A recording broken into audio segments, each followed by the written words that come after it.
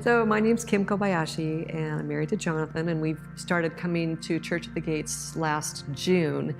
And the reason we started coming is because of the community. I was looking for friends and really, really needing fellowship, and we were welcomed in from minute one.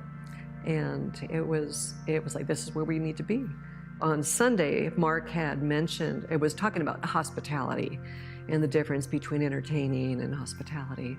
But it was, I think it was Monday after that, we were sitting down to dinner, almost ready to eat, and there was a knock at the door, which is highly unusual because we live out in the boonies in Clinton, off of I-90.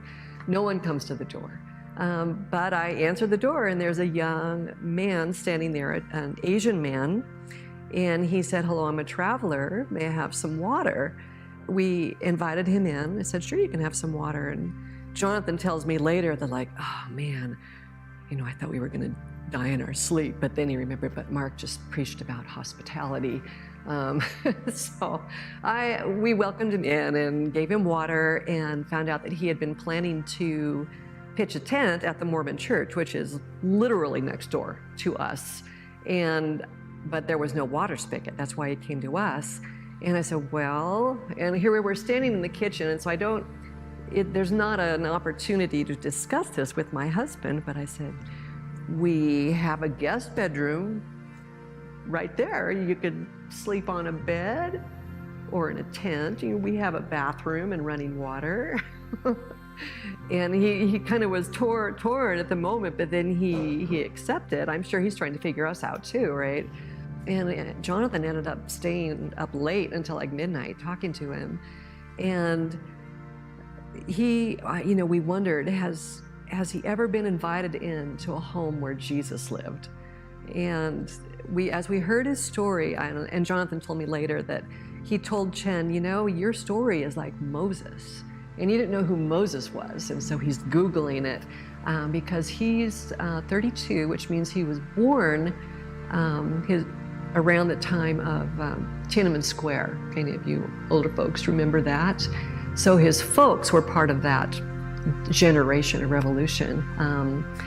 The interesting thing, though, is he's the second child, and he has an older sister, which means his mother, it was illegal in China at that time to do that. And so his mom had to actually go away to another city to give birth to him so that they could keep him.